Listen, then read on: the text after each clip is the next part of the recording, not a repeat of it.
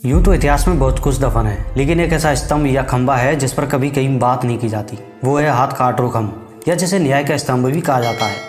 ये है गोवा का कुख्यात हाथ काटरो खंब। इधर असंख्य हिंदुओं के हाथ सिर्फ इसलिए काटे गए क्योंकि उन्होंने ईसाई धर्म को अपनाने से इनकार कर दिया था। ईसाइयों ने ईसाई धर्म को अपनाने के लिए दुनिया के 7 या 8 जांच किए, उसमें गोवा जांच प्रमुख है। गोवा जितना जबरन धर्मांतरण और हिंदुओं का कत्ल कहीं नहीं हुआ।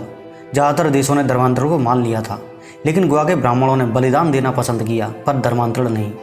इसलिए सेंट जेवियर्स ने गोवा में 1560 में जांच हेडक्वार्टर बनाया, जो 1820 तक चला। बाद में इसे बंद कर दिया गया। मुझे लगता है कि गोवा फाइल्स उन अत्याचारों को उजागर करने के लिए बहुत ज़रूरी है जिनका सामना हिंदुओं और गोवा के हमारे पूर्वजों ने किया था। तो आइए नज़र डालते हैं कि गोवा का हाथ काटरो खंब क्या चीज़ है। ईसाइयों द्वारा नॉन बिलीवर्स हिंदू को इससे बांधकर उनके अंगों को तोड़ा जाता था। इसे सालों पहले गोवा के बाहरी इलाके में स्थानांतरित कर दिया गया था। अब यह स्तंभ सड़क के केंद्र में स्थित है, जिसे करीब 2 बार किसी भारी वाहन ने टक्कर मारी है। गोवा भारत के सबसे छोटे राज्यों में से एक है। नीले पानी का समुद्र तट, सुनहरी रेत और सैलानियों के आकर्षण का केंद्र भी। लेकिन इसके अतीत में भयानक सच मौजूद है। यह हिंदुओं का दुर्भाग्य ही कहा जा सकता है कि इस छोटे से राज्य में आज बचे हुए हिंदुओं को अपनी पहचान ऐसे स्मारकों में तलाशनी पड़ रही है जिसे ईसाई मिशनरियों ने उन्हीं के रक्त से कभी सींचा था। भारत के पश्चिमी तट पर स्थित गोवा के पुराने चर्च और आश्रम पुर्तगाली शासन के दौर से ही मौजूद हैं। 16वीं और 17वीं शताब्दी के बीच पुराने गोवा में व्यापक स्तर पर चर्चों और गिरजाघरों का निर्माण किया गया था। इन चर्चों और आश्रमों को 1986 में विश्व धरोहर स्थल घोषित किया गया था। ईसाई मिशनरी धर्म प्रचारक सेंट फ्रांसिस जेवियर पुर्तगाली काफिले के साथ भारत आया था। उसने भारत पहुंचकर ईसाई धर्म का प्रचार प्रसार किया। वह सोसाइटी ऑफ जीसस से जुड़ा हुआ था। हालांकि फ्रांसिस जेवियर के नाम पर आज देश भर में कई स्कूल, कॉलेज और संगठन, गिरजाघर मौजूद हैं। 16वीं शताब्दी के उत्तरार्ध में दक्षिण भारत से होने वाले मसालों के व्यापार ने भारतीय बंदरगाह को एक बहुसांस्कृतिक शहर में बदल दिया।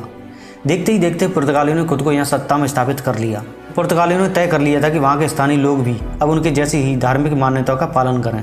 वर्ष 1541 में ईसाई मिशनरियों द्वारा फरमान सुनाए गए कि सभी हिंदू मंदिरों को बंद कर दिया जाए। इसके बाद 1559 तक आते आते तकरीबन 350 से अधिक हिंदू मंदिरों को नष्ट किया गया था और मूर्ति पूजा पर प्रतिबंध लगा दिया गया था। सेंट जेवियर ने देखा कि उसके हिंदुओं के धर्म परिवर्तन के प्रयास पूरी तरह से कामयाब नहीं हो रहे थे। उसे समय रहते यकीन होता गया कि सनातन धर्म की आस्था अक्षुण्ण है।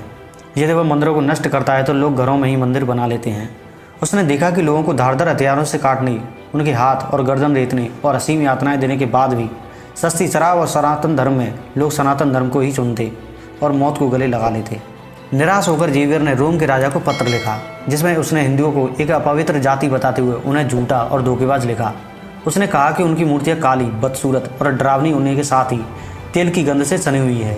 इसके बाद हिंदुओं पर यातनाओं का सबसे बुरा दौर आया। फ्रांसिस जेवियर ने गोवा का पूर्ण अधिग्रहण किया, हिंदुओं के दमन के लिए एक धार्मिक नीतियां बनाई और यीशु की कथित सत्ता में यकीन न करने वाले नॉन बिलीवर्स को दंडित किया जाने लगा।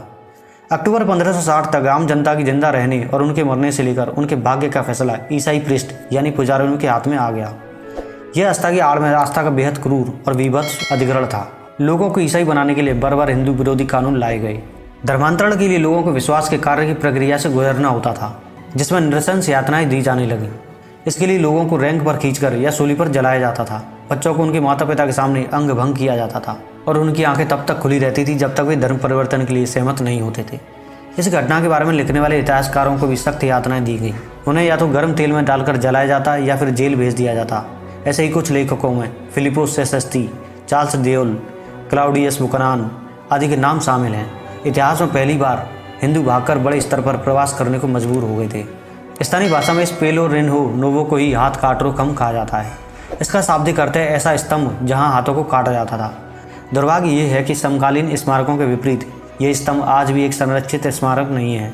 कहा जाता है कि यह स्तंभ प्राचीन मंदिर का एक अवशेष है और इसके कुछ हिस्सों से प्रतीत होता है कि यह कदम राजवंश से संबंधित है और इसे पुर्तगालियों ने कई मंदिरों को तोड़कर अपने दरवाजे और खिड़की की सजावट में इस्तेमाल किया था। इस पर मौजूद शिलालेख इस बात की पुष्टि करते हैं कि यह मूल रूप से किसी पुराने मंदिर का स्तंभ था या यह प्रसिद्ध सप्तनाथ शिव मंदिर का हिस्सा था। कुछ समय पहले हिंदू जनजागृति स्मृति के जयसी थली ने कहा था कि यह स्तंभ श्री सप्तकोटेश्वर मंदिर का अवशेष है, जो कदम वंश के शासन के दौरान अस्तित्व में था और बाद में से पुर्तगालियों ने ध्वस्त कर दिया था। इसका उपयोग हिंदू और अपराधियों को दंड करने के लिए किया जाता था। शोधकर्ता और इतिहासकार प्रज्वल सरखंडे ने स्तंभ के ऐतिहासिक महत्व पर जोर देते हुए कहा, यह कन्नड़ में एक शिलालेख है। सभ्यता की आड़ और दिखावे में आज भी कई ऐसे सेंट जेवियर हमारे बीच मौजूद हैं जो इस देश की आस्था को खोखला करने का हर संभव प्रयास कर रहे हैं, जो बस इस इंतजार में है कि कब हिंदुओं के जनेऊ के खिलाफ पुर्तगालियों की तरह ही अध्यादेश जारी किया जाए।